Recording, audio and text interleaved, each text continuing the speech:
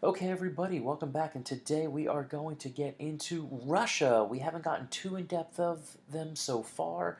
And in all honesty, we said we don't know a lot. We talked a little bit about the Kievan Rus and everything was going well and how they adopt Orthodox Christianity. And then the Mongols show up and, they lose because that's what happened. And eventually, a empire will be set up by the Mongols in this area under the Khan, Batu Khan, one of the grandsons of Chinggis. His brother would get set up over there in modern day China. And from the 1240s to 1502, a empire known as the Golden Horde would be set up. And if you look at that map on the right, you can see that it was the main area of Mongol occupation was the area in the pink, and the area of the green was the primary areas in which the Russians were living. Now, the Russians were living there, but they were still under control of the Mongols, and periodically they would have to send tribute money to the Mongols. And here's an example of this picture down here. This is a Russian kind of debasing himself and giving these gifts to the Khan. And basically, the Mongols always threatened war and things like that. And so, for a while, things worked out really well for the Mongols because what they did is that they would play the nobles off of each other. They would reward some, they wouldn't reward others, and kept these guys divided, which was very effective. But eventually that would change, and that would change under a man by the name of Ivan III, better known as Ivan the Great. Ivan the Great became the main noble to rule Moscow, and during his reign initially, this area right here was all that he would control. Now, what he is eventually going to do is slowly but surely resist the Mongols. Part of it became not giving them payments, and then he would start to get alliances of other nobles and basically either bribe them or con them or maybe accidentally kill them. And they would basically meet the Mongols at a battlefield, which was kind of funny because they meet outside this battlefield and they yell at each other for a while. And then, for whatever reason, they never fought. The Mongols, I guess, kind of felt that they weren't going to win that one and they just kind of went away. Now, what he was able to then do is to get the Patriarch of Moscow to crown him Tsar. So, using religion to solidify political rule, we see it time and time again. And what he's going to do at that point is consolidate his power. He seizes control of the government, and again, he gets this title of Tsar, which is Russian for Caesar or emperor. And at this point, he's going to get rid of any real, actual enemy he possibly could have had, mainly by killing them. And from his reign, from 1462 to 1505, if you see up here, he is able to control not only Moscow, but this large area surrounding it. And kind of the modern Russian Empire is born. Now, he would be followed by his son, who, by the name of Ivan the Fourth, who would rule from 1530 to 1584, or lived from 1530 to 1584. Um, I'm sorry, he's not the son of Ivan, he is the grandson. Ivan the Terrible, if you look at him, he is scary and it is legit. His father, I'm sorry, was Vasily the Third, and Vasily died when he was only 3, and when he was a young man under control of the nobility until he came to full age, it was basically brutal. Ivan watched many people get killed and other nobles vying for power attack each other. It definitely disturbed him as a child. He was just exposed to violence and basically learned that violence would be the solution. Now, early on, he was actually a great ruler. He was seen as fairly enlightened.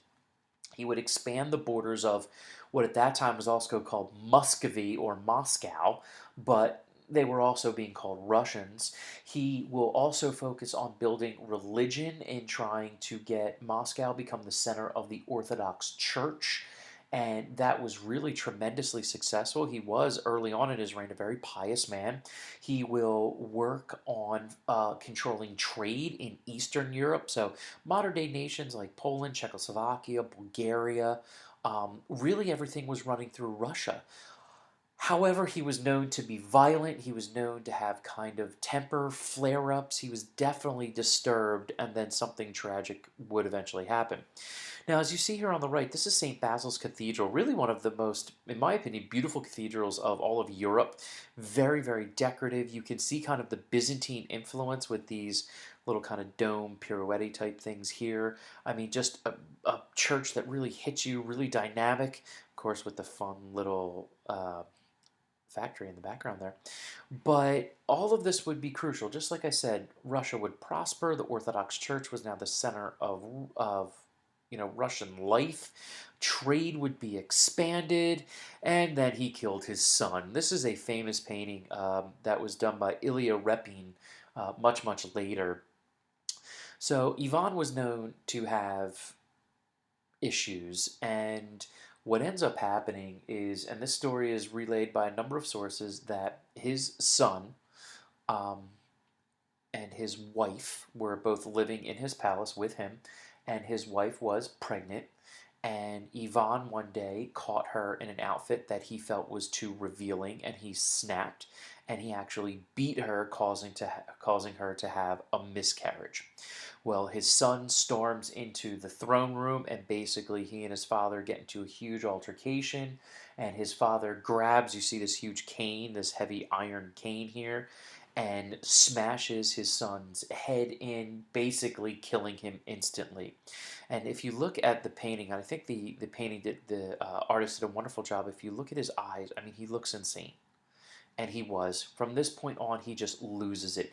He becomes kind of this paranoid, almost schizophrenic guy that just starts going crazy. He begins seeing threats everywhere. People get arrested, they're killed. He creates a secret police called the Oprichnina, who, as you see there, are dressed in black, and if they show up at your door, you are probably going to die, as you see this man begging for forgiveness for whatever he might have done.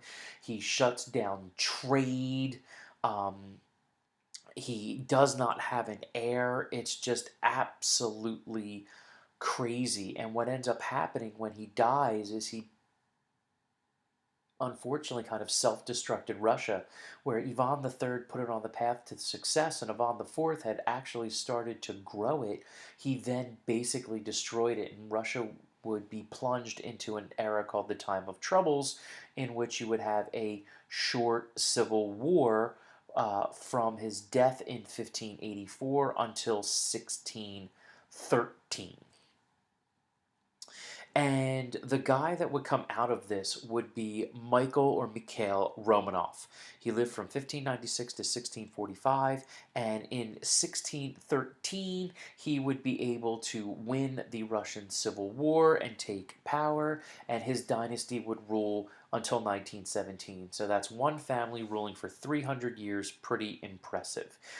He would become the Tsar and really will centralize all power, and everything in Russia will run through the Tsar. They will be the ultimate of absolute monarchs. And the big issue that he's also going to do will be the serfs. Serfs under Mikhail Romanov will be tied to the land, and again, the serf, you know what they are, they're the peasants. They will be not allowed to leave the lands. Their ancestors will not be able to leave lands, and even though they're supposed to still be provided for by the nobles, they really are little better than slaves. They're just not sold to other people. The big thing is his expansion. If you can see here in 1462, this is what Ivan III starts with, and then leading up to the 1500s, they're going to expand out to here. Okay, under Ivan IV, they get this green area, and then under Michael, they just start, and Michael's successor, they go on this run. He starts this process of, under Michael, they really probably get to it right about here, and then his immediate successors will get out to here, and then under Peter the Great, they kind of add on. But this is the beginning of Russia becoming the largest land based empire in human history. And when the Soviet Union expands a little bit when they come into power, which really they only add a little bit after 1917, 1/16 of all of the land in the world would be Russian. Now, the key thing would be the grandson of Michael, Peter the First, or Peter the Great, who lived from 1672 to 1725. After his father dies, he and his brother are ruled. Or to rule jointly, and then the brother has an accident, which Peter probably was responsible for. Now, the big thing with him was when he became in charge of Russia, even though Michael had expanded it, Russia was by no mean a power. Their army was blah. They had no navy. They had no trade. They had no science. They had no art. And basically, they were kind of the laughingstock of Europe. And Peter decides that he wants to change that. And so, what he does is, in disguise, he basically is going to travel all throughout England and France and the Holy Roman Empire, learning about what it takes. And he learns about what these nations are doing to be successful. And this is in the late 1600s, early 1700s, when France and England and Germany and Spain are just destroying it. Um, he serves as a deckhand. He tries his hand at medicine a little bit. Although they were also known for partying, he typically caused, it's like a rock star, causing thousands and thousands and thousands of dollars of damage pretty much everywhere they went. They kind of had these drunken parties. But nonetheless, Peter really figured out what was going on. Now, a lot of people kind of knew who he was because he was trying to go in secret, but he was 6'8". And if you're 6'8" in the late 1600s, early 1700s, everybody kind of knows who you are. So what did this guy do? As you can see, he definitely cleans up very well later on. Well, first and foremost, he brings technology into Europe, technology and science into Russian Europe. He opens up schools. He opens up a Russian Academy of Science. He gets greenhouses and laboratories, and all of these things are really supported by the state. He actually changes the calendar. Russia was using their own calendar and their own numbers. He adopts Arabic, although we know they're Indian numbers, to get on board with everybody. They're using like the metric system. He develops newspapers. He opens up shipyards and building port cities and really getting Russia involved. The biggest city that he will create is St. Petersburg, because, of course, you name a city after yourself.